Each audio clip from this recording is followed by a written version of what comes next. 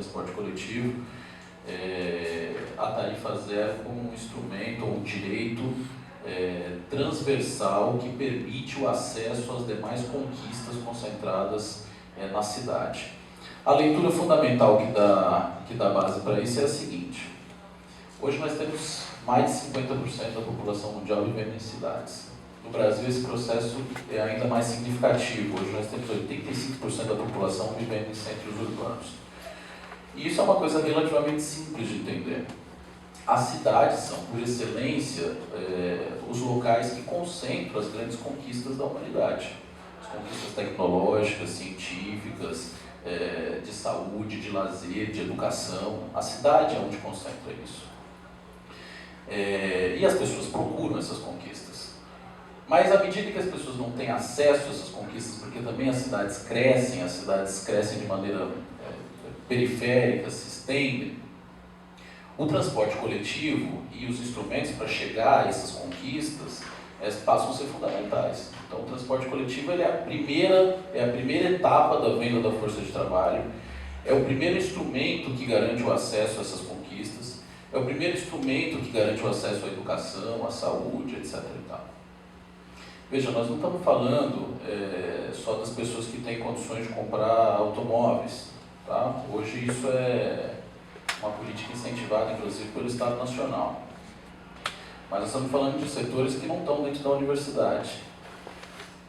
Nós estamos falando de gente que utiliza o transporte não por prazer ou por qualquer coisa do gênero, mas pela mais absoluta necessidade. Elas precisam do transporte para poder vender a sua força de trabalho, para poder produzir, para poder fazer com que os seus filhos cheguem na escola, etc.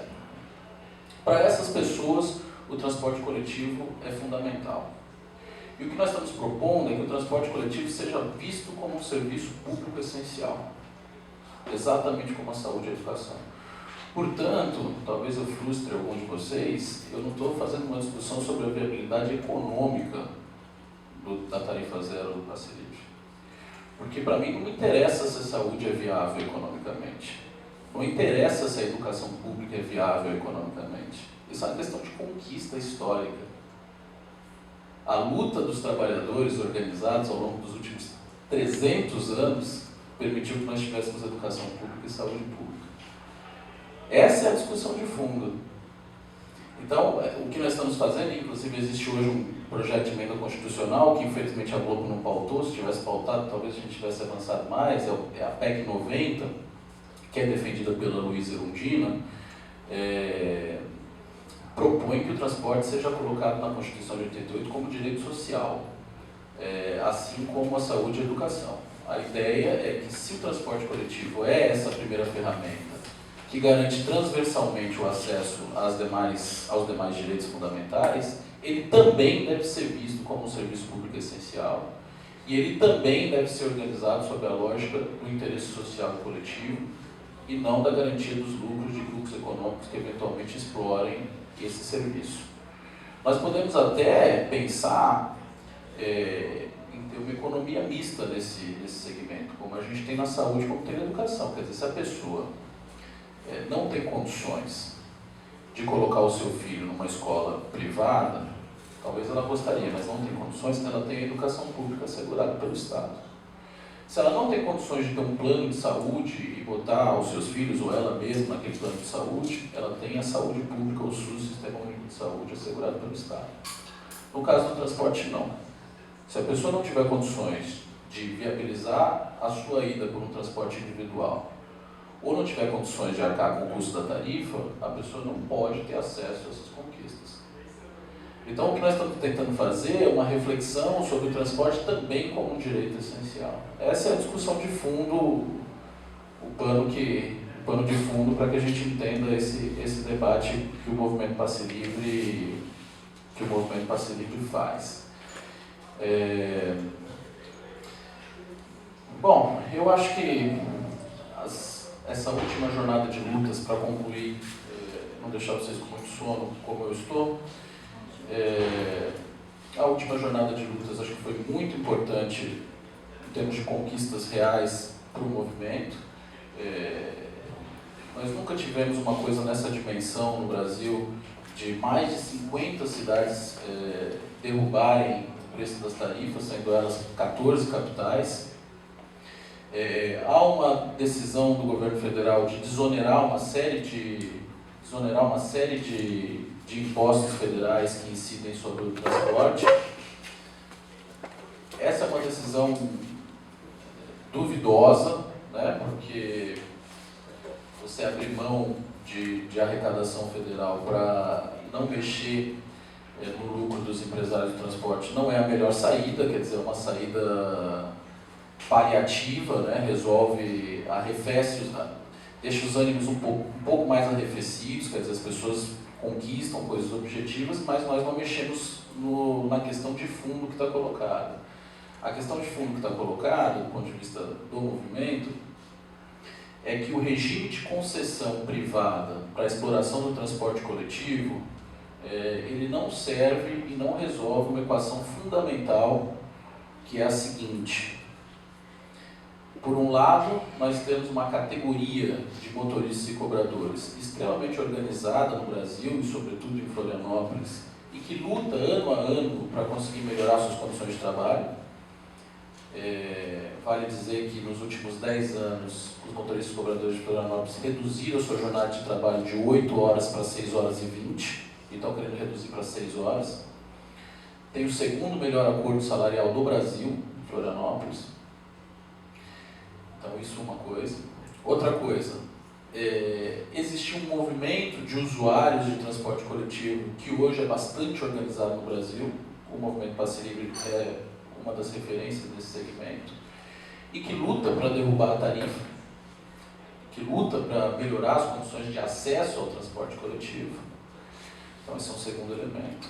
E um terceiro elemento é você ter grupos de empresários que exploram o transporte para fazer lucro mediante a cobrança de tarifa e aumentar cada vez mais suas margens de lucro. Então, esses são 3 elementos que não permitem que essa equação feche. Alguém vai precisar ficar de fora desse processo, né? Eu acho que a grande conquista das jornadas de luta de 2004 e 2005 em Florianópolis não foram a redução das tarifas propriamente, aquilo foi importante, mas a grande conquista do ponto de vista histórico, ou seja, aquilo que tem permanência, aquilo que tem significado histórico, é ter colocado na cena, na discussão política, um ator que até então não aparecia, que era o usuário do transporte coletivo. E os prefeitos que se sucederam depois daquele processo, nunca mais conseguiram aumentar a tarifa sem pensar no componente político, que é externo à questão simplesmente econômica. Que é se nós vamos ter manifestações que podem eventualmente ou não criar uma situação política insustentável que não permita o aumento da tarifa. Por isso que se vocês forem propor em economias mais avançadas algum capitalista, escuta o companheiro não, capitalista, escuta meu amigo, vamos fazer uma empresa de transporte coletivo, ele vai querer montar uma empresa de prego, de chiclete, de parafuso, mas não vai querer montar uma empresa de transporte coletivo. Porque há muitos componentes políticos influenciando, por exemplo, o preço que ele gostaria de dar ao seu produto final. Então, o que nós estamos tentando fazer é retirar esse, que é um serviço público essencial, de uma relação simplesmente de mercado. Essa é a discussão de fundo que está colocada. Porque quando a gente está falando de direito, nós não podemos, direito não combina com a tese de mercadoria. Né? Direito não é mercadoria. E essa é a disputa que está colocada. Esse é o debate que o movimento Passe Livre, faz. Eu acho que avança. Eu acho que avança quando a gente vê que o Congresso Federal hoje está assustado e que tem votado alucinadamente nas últimas 3 noites, em particular, uma série de questões, e eu até fiquei surpreso que pretendem votar, inclusive, uma lei federal de passe livre para os estudantes, né? Mas não vamos resolver ainda o problema, tá? Lembra que o problema é o regime de concessão. O problema é o regime de concessão. Se o Estado é responsável, e isso está na Constituição Federal de 1988, se o Estado é responsável, no caso o Poder Público Municipal, pela execução, organização do transporte coletivo nas cidades, A concessão é a exceção, né?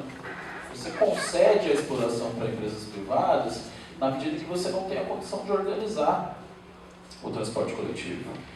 E a Lei 03399, que é a lei que permite a concessão da exploração privada, para a exploração privada do transporte coletivo em Florianópolis, foi votada em fevereiro de 99.